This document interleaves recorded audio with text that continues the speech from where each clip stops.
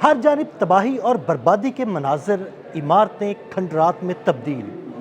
Iran America जंग बंदी के दौरान इसराइल से बड़ी बड़ी खबरें सामने आने लगी। ईरानी मिसाइलों ने इसराइल में कैसे और कितनी तबाही मचाई, इस बारे में आमिर रज़ा से बात करते हैं। आमिर भाई, जंग बंदी जारी है, ईरान के जो मिसाइल थे उन्होंने जो इसराइल में तबाही मचाई थी वो खबरें जंग के दौरान तो सामने नहीं आ सकी, लेकिन अब आहिस्ता आहिस्ता वो खबरें सामने आ रही हैं। तबाही और बर्बादी के मनाजर नज़र आ रहे हैं, इमारतें ज़मीन बोस खंडरात में तब्दील।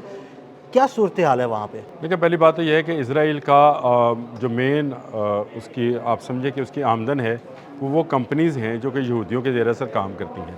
सबसे पहले तो ये हुआ कि जिसको बहुत महफूज समझा जाता था कि 5 लेयर उसकी सिक्योरिटी है, जिसमें थार्ड है, पेट्रियट है, फिर उसका एरो अपना उसका सिस्टम है बनाया हुआ।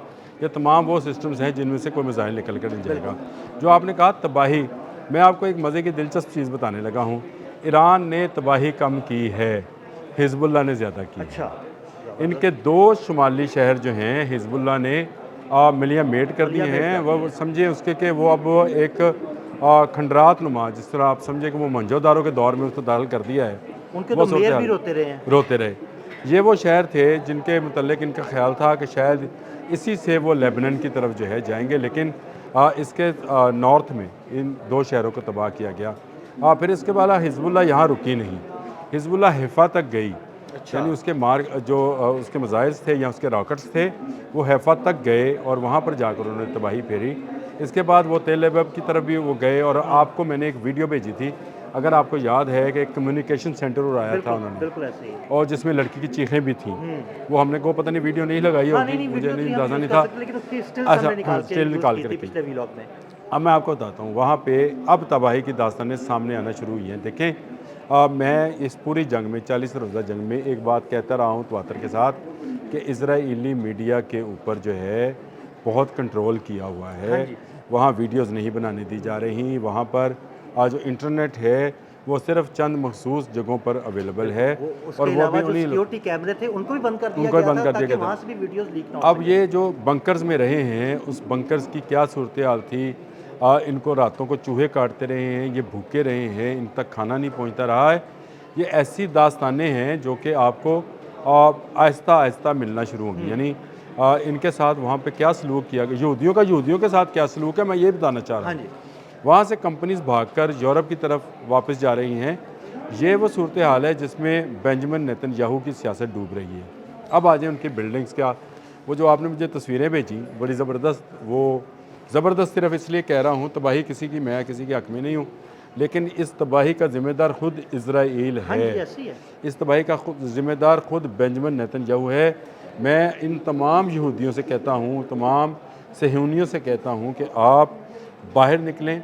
आप जिस तरह से मुजाहरे कर रहे हैं इसको और बढ़ाएं ताकि दुनिया में अमन आए। ये एक बंदा जिस तरह से पूरा हिंदुस्तान जो है उसको मुदियाना सोच का हामिल करार दिया जा रहा है, इसी तरह आपको नेतन्याहू की सोच का करार दिया जा रहा है, और दुनिया में यहूदियों के मुतल्लिक नफ़रत जो है उसमें इजाफा हो रहा है, कमी नहीं आ रही है।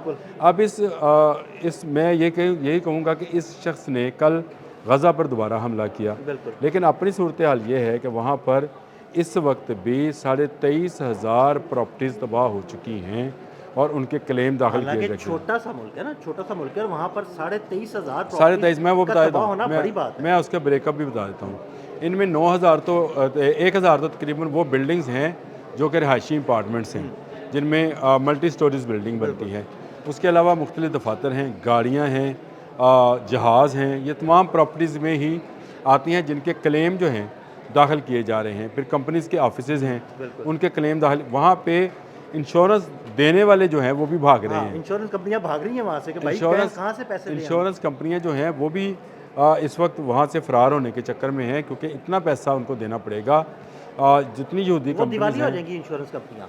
देखें, मुझे तो लगता है कि इस जंग के बाद इजराइल ही दिवालिया हो जाएगा और इजराइल को नया कोई फीडिंग पॉइंट मिलेगा नहीं, क्योंकि इसका सबसे बड़ा फीडिंग पॉइंट जो था, माजरत के साथ, वो आपका मुत्तहिदा अरब अमारात था, जहाँ पर बैठकर इनकी सारी कंपनीज काम करती थी वो आज रो पड़ा है और पूरी मुत्तहिदा दुनिया, अरब अमारात। वो तो रो रहा है लेकिन उसमें वहाँ पर जो कंपनीज काम करती थी वो भी रोएंगी, क्योंकि उनका पैसा भी निकल गया है और उनका पैसा वापस यूरोप की तरफ ट्रांसफ़र हो रहा है, अमेरिका की तरफ जा रहा है। खुद जो इसराइल में उसकी आमदन आया करती थी वो रुक रही है। तो ये एक ऐसी सूरत हाल है जिसमें आपको एक बड़े पैमाने पर तबाही जो है नज़र आती है। उनकी गाड़ियाँ तबाह हो चुकी, उनकी बिल्डिंग्स तबाह हो चुकी, और सबसे बड़ा जो तबाही का निशान है, उनका अपनी गवर्नमेंट की सिक्योरिटी पर इतमाद उठ गया है, यानी वो भी तबाह हो गया है, क्योंकि वो ये समझते थे कि 5 लेयर्स का आयरन डूम हमने बना रखा है, तो इस तक कोई मिसाइल, कोई रॉकेट, कोई ड्रोन नहीं आएगा। ईरान ने बड़ी आला हिकमत अमली के साथ अपने ड्रोन्स को इस्तेमाल किया, अपने मिसाइल्स को इस्तेमाल किया, और फिर उसने क्लस्टर बमिंग को इस्तेमाल किया। जब उसने ये देखा कि उसके मिसाइल इंटरसेप्ट होते हैं बड़े पैमाने पर, तो उसने क्लस्टर बमिंग शुरू की। जब क्लस्टर बमिंग शुरू की तो ये भागकर अब कौम मुत्तहिदा में गए कि जी ये तो बैन है। उसने कहा जी अगर बैन है तो ये भी साइन कर दे, मैं भी साइन कर देता हूँ। ना इसराइल ने साइन किया, ना अमेरिका ने साइन किया, ना ईरान साइन करेगा। उसके बाद ये क्लस्टर बमिंग को नहीं रोक पाए। ये इनका सबसे बड़ा जो आप इसको फॉल्ट समझें या जो भी इसको समझें, ये एक मिसाइल को इंटरसेप्ट करने के लिए लाखों डॉलर का इंटरसेप्टर इस्तेमाल करते रहे, लेकिन वो क्लस्टर बमी की सूरत में वो जब फटता था तो उसमें से और मज़ीद सैकड़ों छोटे छोटे 1.5 2 फुट के गोले निकलते थे, और वो जिस जगह गिरते थे उसको जलाकर खाकस्तर करते चले जा रहे थे। ये है वो तबाही की दास्तान जो इसराइल आज के दिन तक छुपा रहा है।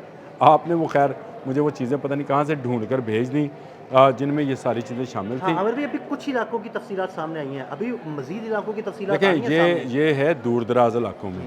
देखें, जो दमूना में इनकी तबाही हुई है, ये अगर उसको सामने लेकर आएंगे तो इसमें तो 2-3 एक चीज़ें जो हैं इनकी भी पकड़ी जाएंगी कि दमूना में ये न्यूक्लियर वारहेड बनाते हैं। ऐसा ही है। इनका जो एटमी रिएक्टर है वो न्यूक्लियर, अगर ये दमूना साइट को इंटरनेशनल बॉडीज़ के लिए खोल दें तो कल ही पता चल जाएगा कि इसराइल जो है उसकी क्या पावर है। लेकिन ईरान ने वहाँ तक अपना मिसाइल पहुँचाकर इनको ये बता दिया कि आपका अगर मेरा एटमी रिएक्टर जो है वो महफूज नहीं है, ये तो आपका भी महफूज नहीं है, इसराइल का भी महफूज नहीं है। इसके बाद ये एटमी रिएक्टर से नहीं तो ये नंतस में जा रहे थे, इस्फहान में जा रहे थे, फरोदो में जा रहे थे, ये तमाम जगहों पर हमला करना चाह रहे थे। लेकिन इन्होंने जब वहाँ पर मिसाइल दागा है ईरानियों ने, पासदारानी इनकलाब ने, उसके बाद ये रुके हैं। ये इनकी तबाही की दास्तानें अदील साहब अभी आहिस्ता आहिस्ता लम्हा ब लम्हा बाकी दिनों के अंदर भी आएंगी, और ये तबाही की दास्तानें ऐसी हैं कि लोगों को सुनकर हैरत होगी कि नेतन्याहू ने अपने मुल्क को किस तरह से तबाह कराया पासदारानी इनकलाब से, जिसकी शायद इनको तोक़्क़ो भी नहीं। बिल्कुल, बहुत शुक्रिया आमिर भाई। आमिर भाई ने बड़ी तफसील के साथ इस सारी तबाही के बारे में आपको बताया। मज़ीद अपडेट्स के लिए हमें फॉलो करते रहें। अदील अहमद और आमिर रज़ा को इजाज़त दीजिएगा। अल्लाह हाफ़िज़।